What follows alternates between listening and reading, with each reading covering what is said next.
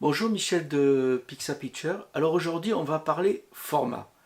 Format RAW, format JPEG et aussi du nouveau format de plus en plus présent dans les smartphones mais aussi chez Canon et chez Fuji, le format HEIC.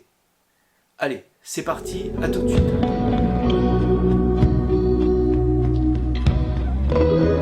Si on s'en tient à tout ce qui est écrit dans les livres traitant sur la photo ainsi que sur les magazines, mais aussi dans la plupart des vidéos sur YouTube qui vous expliquent comment faire de bonnes photos, pour eux, à part photographier en RAW, il n'y a pas de salut pour arriver à avoir une bonne photo.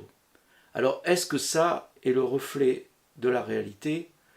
Je vous dis tout de suite non. Et cela me fait penser au premier jour, je suis arrivé à l'école de Vaugirard, l'école photo de Vaugirard, qui maintenant s'appelle l'école Louis Lumière. Quand on est arrivé, tout excité, on allait faire de la photo, on allait être des photographes, etc. On nous a dit, est-ce que vous avez, certains ont des appareils 24-36. Alors il y en a qui ont levé le doigt, et on nous a dit, ces appareils, vous les mettez au placard parce que la photo, ça ne se fait pas au format 24-36, la photo, ça se fait à la chambre. Alors il y a un des élèves qui était là qui a dit, mais monsieur Cartier-Bresson, je crois qu'il travaille au Leica qui est bien 24-36. Et là on nous a répondu, mais vous savez, Cartier-Bresson c'est un rigolo, c'est pas un photographe. Donc voilà, tout était dit. C'est pour ça que j'ai pas traîné dans cette école de photo. Plus tard, après l'argentique est arrivé le numérique. Et là ça a été pareil.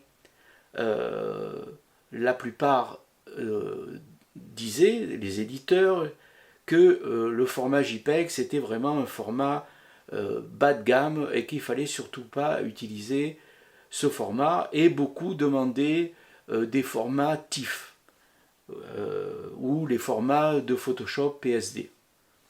Mais tout ça a vite volé en éclats parce que évidemment c'est pas le reflet de la réalité, et avec les progrès des appareils photo, notamment des progrès des formats JPEG, ce format est devenu la norme, et surtout qu'en plus évidemment ce format est lu par n'importe quel appareil, n'importe quel logiciel. Il faut savoir que le monde professionnel travaille rarement en RAW, surtout les gens qui font du reportage. Parce que je me souviens déjà, quand le numérique est arrivé, à l'époque, quand on travaillait en argentique, qu'on faisait des reportages toute la journée, le soir on se retrouvait au bar à boire du whisky, à papoter avec le journaliste, ou quitte à aller en boîte et tout ça, et on repartait faire des photos le lendemain matin. Après, quand le numérique est arrivé, le soir, plutôt que de descendre au bar, eh bien, on était avec son portable et on regardait les photos qu'on avait faites la journée, et on éditait les photos. Et évidemment, les photos, on les faisait en JPEG, parce que si en plus il fallait faire les photos en RAW, déjà, ça veut dire que les fichiers sont très lourds, ça veut dire qu'il faut amener beaucoup de cartes, voilà, on s'encombre avec beaucoup, et en plus, il faut avoir évidemment les logiciels qui vont avec, et notamment les logiciels qui sont à jour. Et il faut savoir que la plupart des professionnels, même s'ils sont bien équipés, en général, ils n'ont pas tous la dernière version de Photoshop ou d'autres logiciels dont ils se servent. Et peut-être que si certains fichiers RAW vont pas fonctionner sur leur logiciel qui n'est pas à jour, voire si c'est des logiciels plus ou moins piratés.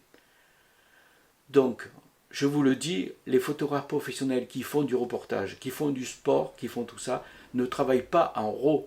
C'est ridicule, ils travaillent en JPEG. Surtout qu'en plus, maintenant, les JPEG de maintenant, notamment les JPEG Fine Plus, qu'on trouve sur les Nikon et sur les Canon, sont d'une qualité exceptionnelle.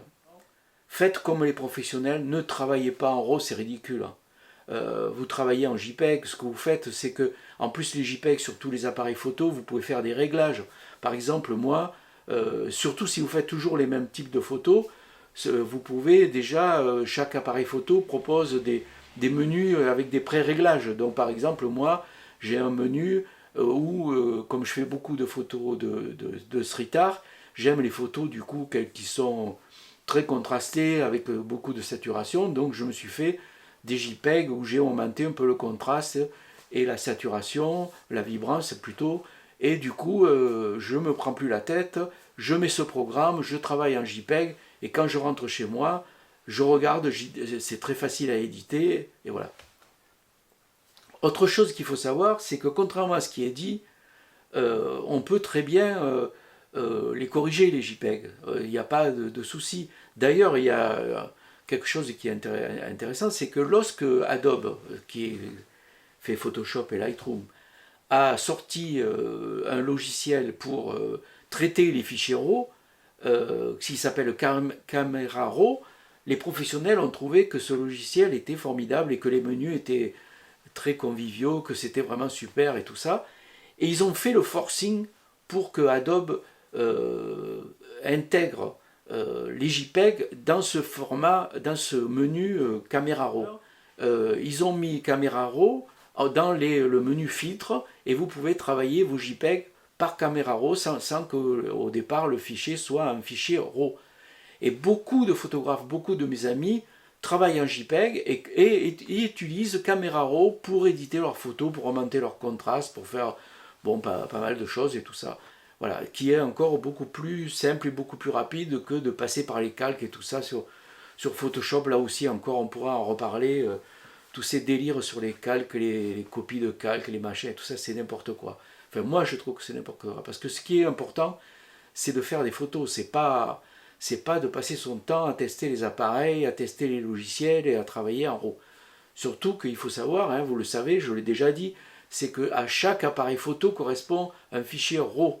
Donc il faut que vous ayez toujours votre logiciel à jour, sinon il y a certains RAW, vous ne pourrez pas les lire. En plus, de toute façon, si vous donnez des fichiers RAW à un éditeur ou à tout ça, il va vous les renvoyer parce que de toute façon, eux, ils ne travaillent que en JPEG. Toutes les grandes agences, notamment celles dont j'ai parlé, que ce soit Adobe, que ce soit Shutterstock, que ce soit Getty, ils veulent que des JPEG, ils ne veulent pas ni de TIFF, ni de DNG qui était le format RAW que voulait mettre en place Adobe, un format international qui n'a jamais marché.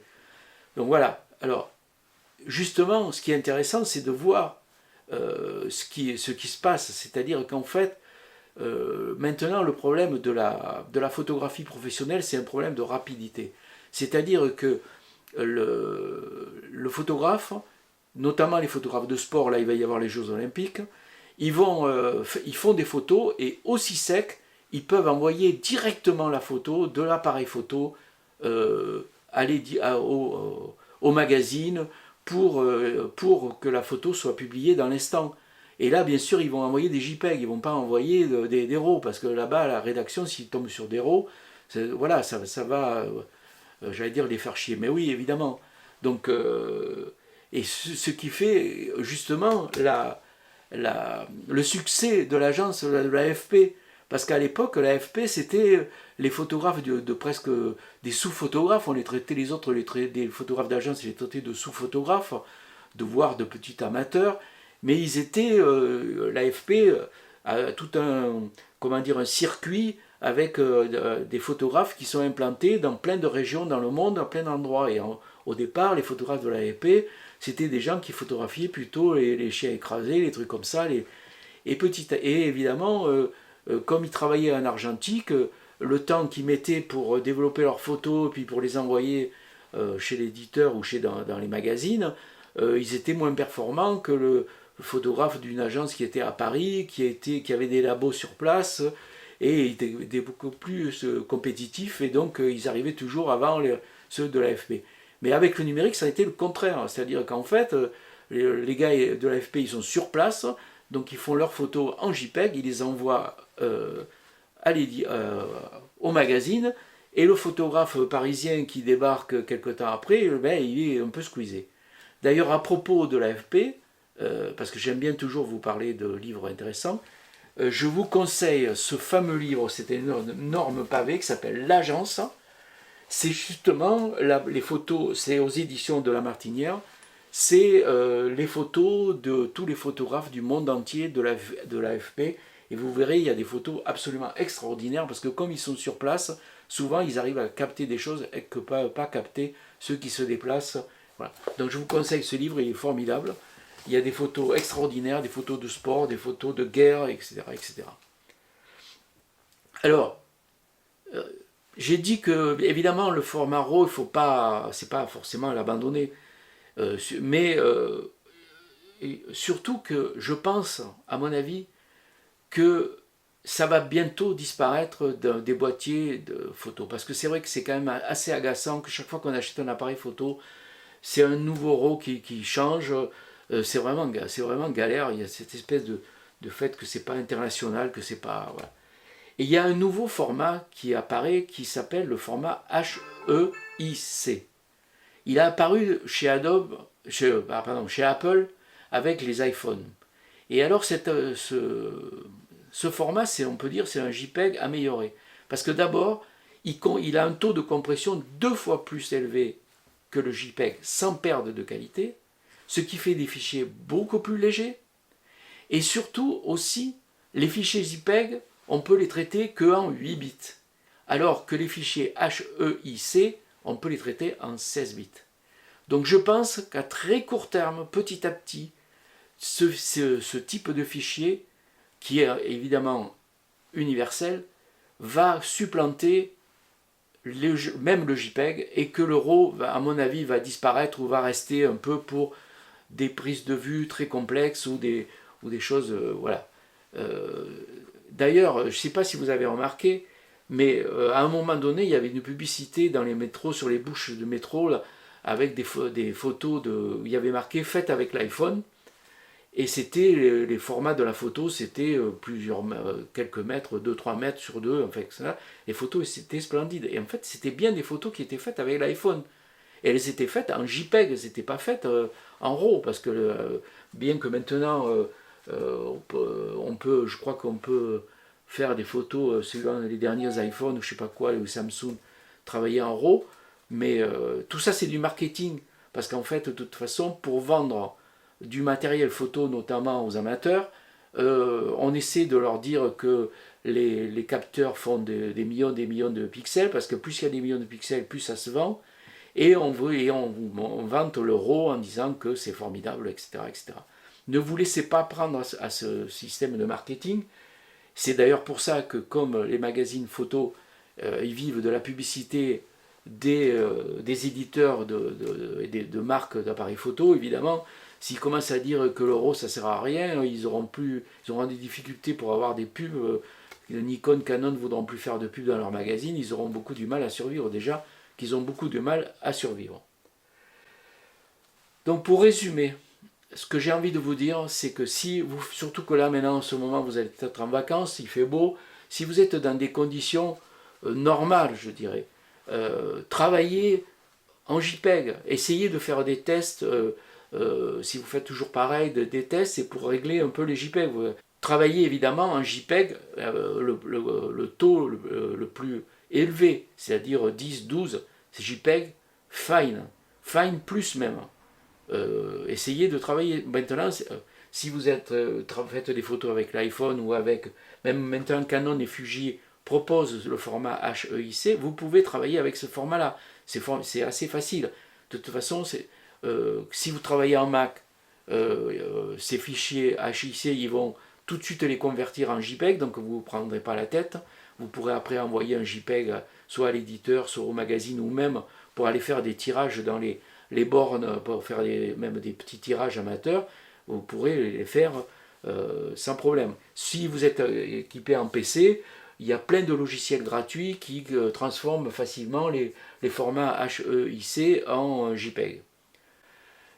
Donc, si on résume, le RAW, moi je vous le conseille de le faire en faisant RAW plus JPEG pour soit les prises de vue hyper complexes, comme moi là par exemple j'ai fait des reproductions avec des choses où on voyait presque rien, donc je me suis dit là je vais faire RAW plus JPEG, comme ça j'assure le coup, et puis finalement quand j'ai regardé les JPEG ils étaient mieux que les RAW, donc j'ai jeté les RAW, voilà. Bon.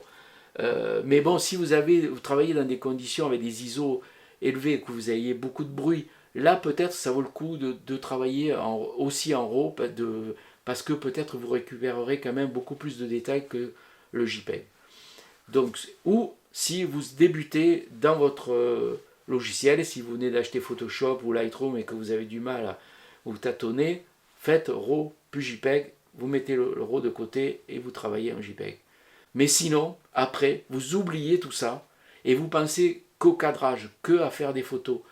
Vous appuyez, vous déclenchez, vous faites plein de photos. Et surtout, plutôt que d'acheter les magazines photos qui vont vous raconter toujours les mêmes histoires, ou d'aller regarder les vidéos sur YouTube, à part la mienne évidemment, consultez les livres photos, si vous ne pouvez pas vous les acheter, parce que c'est vrai que la plupart sont chers, allez les consulter, feuilletez-les à la FNAC ou ailleurs, regardez ce que font les grands photographes, vous verrez que les grands photographes, ils ne s'embrouillent pas avec l'héros. Je ne vois pas Alain Keller ou Pascal Maître ou Éric Bouvet shooter des photos de guerre ou des photos de ça en RAW. C'est pas ça.